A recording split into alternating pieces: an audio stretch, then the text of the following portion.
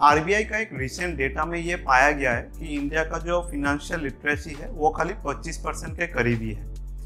तो being a financial planner तो हम लोग ने ये सोचा है कि काफ़ी सारा सिचुएशन हम लोग को ओकेजनली मिलता है जहाँ पर काफ़ी डायलेमा रहता है कि कौन सा इन्वेस्टमेंट सही रहेगा आदमी के लिए। तो ये वीडियो आप लोग देखते रहिए। मैं रामकृष्ण रॉय मुद्रा मैनेजमेंट की तरफ से इस वीडियो को और ज़्यादा डिटेल्स में बताएंगे। रिसेंटली मैं एक परिचित आदमी से मिला जो एक पीएससी ऑर्गेनाइजेशन से वीआरएस लिए हुए थे। जैसे हम लोग का डिस्कशन और आगे बढ़ा रिगार्डिंग इन्वेस्टमेंट्स एंड ऑल, तो उन्होंने मुझे बताया कि उनका सारा पैसा जो है उन्होंने एफडी में इन्वेस्ट कर दिया था।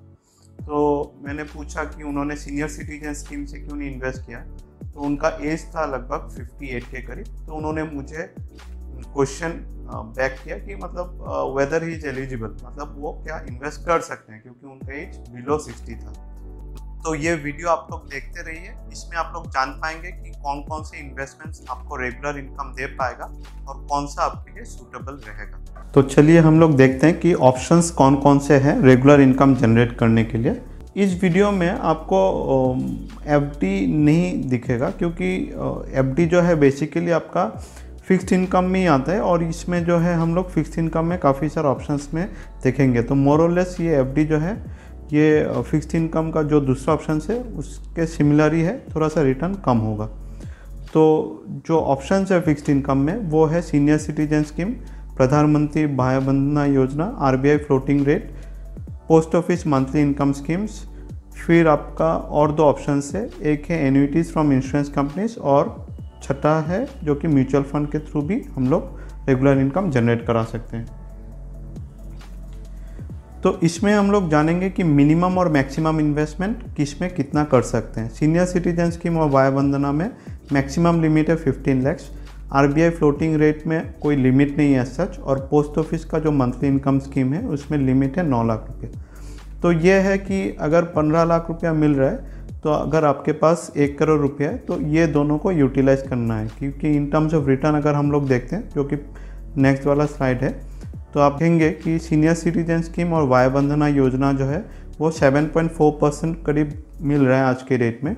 हालांकि आरबीआई फ्लोटिंग रेट जो है वो 7.15 और मंथली इनकम स्कीम जो है वो 6.6% पे ही मिल रहा है। तो जो पैसा है जो कॉपस है उसमें से आपको सबसे पहले फिक्स्ड इनकम स्कीम में जो है वो सीनियर सिटीजन स्कीम में इन्वेस्ट कीजिए, वय वंदना में कीजिए। फिर और अगर पैसा फिक्स इनकम में करना है तो फिर आप आरबीआई फ्लोटिंग रेट और फिर मंथली इनकम स्कीम में कर सकते हैं।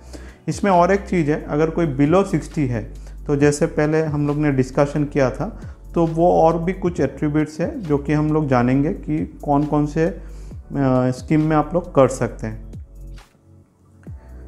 तो सीनियर सिटीजन स्कीम जो है इसमें अगर आपका एज अबव 55 है और आपने वीआरएस लिया हुआ है कोई भी नॉर्मल ऑर्गेनाइजेशन से तो आप इसमें इन्वेस्ट कर सकते हैं। साथ ही अगर कोई डिफेंस पर्सनल है तो वो अबव 50 में ही इन्वेस्ट कर सकते हैं।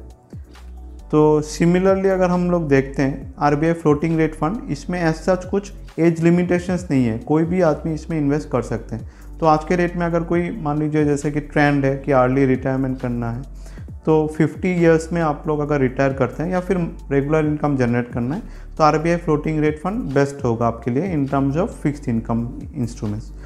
और एक है जो कि वय वंदना योजना, ये नॉर्मली आप लोग एलआईसी के थ्रू परचेस करते हैं। इसका जो एज लिमिट है वो 60 इयर्स का रहेगा। और जो चौथा ऑप्शन है वो मंथली इनकम स्कीम, उसमें भी ऐसा कुछ लिमिटेशंस नहीं है इन टर्म्स ऑफ एज, लेकिन इसमें आप लोग तभी कीजिएगा जब आपका रिक्वायरमेंट है मंथली इनकम, नहीं तो ऐसा अगर इसका रिटर्न देखते हैं तो बहुत ज़्यादा नहीं है। साथ ही इसका जो टेन्योर है वो 5 साल का रहेगा आपका। तो विड्रॉल फ्लेक्सिबिलिटी कौन कौन से स्कीम में कैसे मिलता है, तो सीनियर सिटीजन स्कीम जो है इसमें आप लोग विड्रॉ कर सकते हैं आफ्टर 1 ईयर, लेकिन इसमें कुछ चार्जेस एप्लीकेबल रहेगा। वय वंदना योजना जो है उसमें आप लोग लोन ले सकते हैं, विड्रॉल फैसिलिटी नहीं मिलेगा। आरबीआई फ्लोटिंग रेट आपका एज के हिसाब से आप लोग पहले विड्रॉल कर सकते हैं। मंथली इनकम स्कीम में भी आप लोग विड्रॉल कर सकते हैं 1 साल के बाद ही, लेकिन इसमें चार्जेस एप्लीकेबल रहेंगे।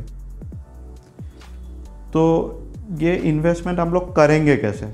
तो जैसे कि सीनियर सिटीजन स्कीम हुआ, तो ये आप लोग SBI या दूसरा काफ़ी सारा PSU बैंक और ब्रांचेज जो है इसको करता है, या फिर आप लोग पोस्ट ऑफिस के थ्रू भी इसको कर सकते हैं। प्रधानमंत्री वय वंदना योजना ये मेनली आपका LIC के थ्रू ही होगा। RBI फ्लोटिंग रेट फंड ये आप लोग RBI के वेबसाइट से भी खरीद सकते हैं आज के रेट में, और काफ़ी सारा दूसरा रजिस्टर्ड एंटिटीज़ है जो कि RBI फ्लोटिंग रेट में डील करता है। मंथली इनकम स्कीम आप लोग पोस्ट ऑफिस के थ्रू ही लेंगे। ये सब जो भी इंटरेस्ट रहेगा आपका, जो भी मतलब आपको रेगुलर इनकम मिलेगा इस इन्वेस्टमेंट के थ्रू, इस चीज़ को आपको ध्यान में रखना है कि सारा इंटरेस्ट जो है आपका टैक्सेबल इनकम में ऐड होगा। तो मान लीजिए आपको अगर पेंशन मिल रहा है, तो पेंशन ऑलरेडी जो है आपको सपोज 5 लाख रुपया सालाना मिल रहा है, तो उसमें आपका टैक्स लायबिलिटी क्रिएट हो रहा है, तो ये जो भी इंटरेस्ट रहेगा ये आपका टैक्सेबल इनकम में ऐड होगा। एन्युटी प्लान जो है, जो इंश्योरेंस कंपनी प्रोवाइड करता है, ये मोस्टली अगर आप आज के रेट में देखते हैं तो इसका जो रेट ऑफ इंटरेस्ट है ये थोड़ा सा कम होगा जो फिक्स इनकम दूसरा इंस्ट्रूमेंट हम लोग ने डिस्कस किया इससे। लेकिन इसका जो मेन एडवांटेज है वो क्या है कि ये लाइफ लॉन्ग रहेगा। जैसे आपने अगर मान लीजिए सीनियर सिटीजन स्कीम लिया या फिर वय वंदना योजना लिया, तो 5 साल या 10 साल के लिए ही होता है। लेकिन जो एन्युटी प्लान है वो आप लोग लाइफ लॉन्ग ले सकते हैं। और आज के डेट में जहाँ पे हम लोग देखते हैं कि लाइफ एक्सपेक्टेंसी काफ़ी बढ़ गया है, और अगर हम लोग आज के डेट में ही देखते हैं तो 60 इयर्स का कोई अभी अगर एक आदमी है तो उनका लाइफ एक्सपेक्टेंसी लगभग 80 इयर्स एंड अबव भी होगा। तो लगभग 20-25 साल का अगर टेन्योर चाहिए कोई भी इन्वेस्टमेंट के लिए, तो ये एन्युटी आप लोग ले सकते हैं। तो इसमें जो रिटर्न है वो लाइफ लॉन्ग सेम रहेगा, वो घटेगा नहीं।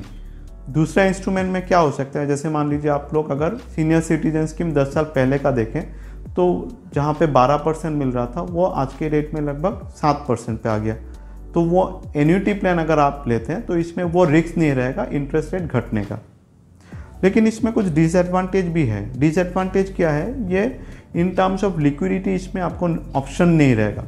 कोई कंपनी है जो कि प्रोवाइड करते हैं आप लोग को थोड़ा सा फ्लेक्सिबिलिटी, आप लोग निकाल सकते हैं। लेकिन नॉर्मली जो है आप लोग अगर आपको पैसा चाहिए होगा तो ये आप लोग नहीं निकाल पाएंगे।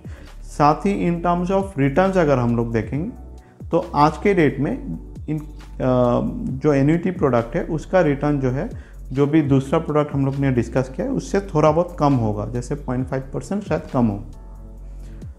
और जो लास्ट स्टेज में हम लोग डिस्कस करने वाले हैं तो वो है म्यूचुअल फंड के थ्रू आप लोग रेगुलर इनकम कैसे जनरेट कर सकते हैं। कुछ स्कीम्स है जो कि नॉर्मली डायनेमिक हाइब्रिड फंड रहते हैं, जैसे बैलेंस एडवांटेज फंड या फिर कुछ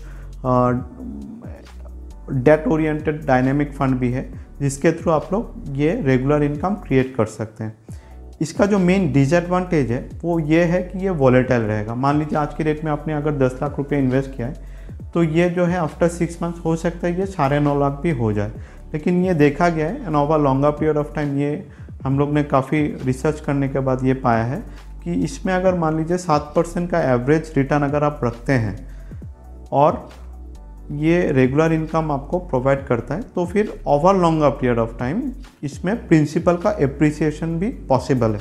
जैसे कि एक एग्जांपल मैंने रखा है, तो इसमें किसी का इन्वेस्टमेंट किया था ये 2017 में, तो इन्होंने 9% के करीब ये विड्रॉल कर रहे हैं सालाना बेसिस पे, तो 10 लाख के अगेंस्ट में आपको 7,500 के करीब मिल रहा है। तो इसका अगर हम लोग टैक्स लायबिलिटी देखें तो in terms of tax liability कुछ नहीं आ रहा है, क्योंकि जो गेन है उसके ऊपर टैक्स लायबिलिटी क्रिएट होता है। तो ये जो भी विड्रॉल आपका हुआ है 90,000 के करीब, ये 26,000 जो भी आपका गेन हुआ है, तो वो ऐसा जो आपको लिमिटेशंस है कि 1 लाख रुपया के नीचे कोई टैक्स देना नहीं पड़ता है इक्विटी में, तो 1 लाख रुपया के लिमिट के नीचे ही है।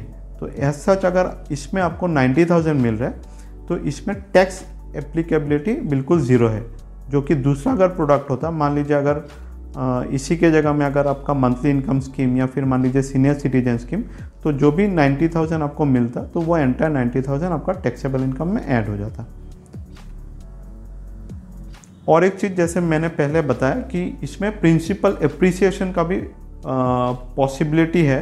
ये एग्जाम्पल में 9% पे आउट और क्वार्टरली बेसिस पे हम लोग देखते हैं। एक आदमी जिसने 5 जनवरी 2017 को 10 लाख रुपया इन्वेस्टमेंट किया था, तो इनका जो इन्वेस्टमेंट का जो वैल्यूएशन है आज के रेट में वो लगभग 10,17,000 रुपया का है। लेकिन अगर आप ये देखते हैं कि ये वॉलेटाइल रहेगा कि नहीं, तो ये एग्जांपल से हम लोग देख सकते हैं कि बीच में जो है 2020 का जून महीने में तो ये लगभग 8 लाख के करीब भी आ गया था, 8,23,000। तो इसमें आप कर सकते हैं, अगर आपका रिस्क एपिटाइट हाई है, मतलब आपका मान लीजिए इसी के ऊपर जो है आप डिपेंडेंट नहीं है, मान लीजिए इन टर्म्स ऑफ इमरजेंसी आपको पैसा लग जाए कभी और ये उसी टाइम पे ये अगर घटा हुआ मिले तो इसमें फिर आपका लॉस हो जाएगा। तो अगर आपका दूसरा इनकम है, टैक्स लाइबिलिटी आपको क्रिएट नहीं करना है और आपका इन टर्म्स ऑफ एसेट जो है ये थोड़ा लॉन्गर पीरियड ऑफ टाइम आप होल्ड कर सकते हैं, तो ये जो है डायनेमिक इक्विटी हाइब्रिड फंड या फिर मान लीजिए डायनेमिक कंजर्वेटिव जो डेट ओरिएंटेड है उसमें आप लोग बिल्कुल इन्वेस्ट कर सकते हैं। तो इस वीडियो में आज हम लोग जाने कि रेगुलर इनकम जनरेट करने के लिए कौन कौन से ऑप्शंस आप चूज़ कर सकते हैं और साथ ही मान लीजिए आपके रिस्क एपिटाइट के अकॉर्डिंगली आप लोग सिलेक्ट कीजिए। और कुछ भी क्वेरीज अगर है तो आप लोग बिल्कुल हमें पूछ सकते हैं, हम लोग का नंबर्स वगैरह ये वीडियो के नीचे में मिल जाएगा। और साथ में अगर फीडबैक भी देना चाहते हैं तो आप लोग बिल्कुल दीजिए।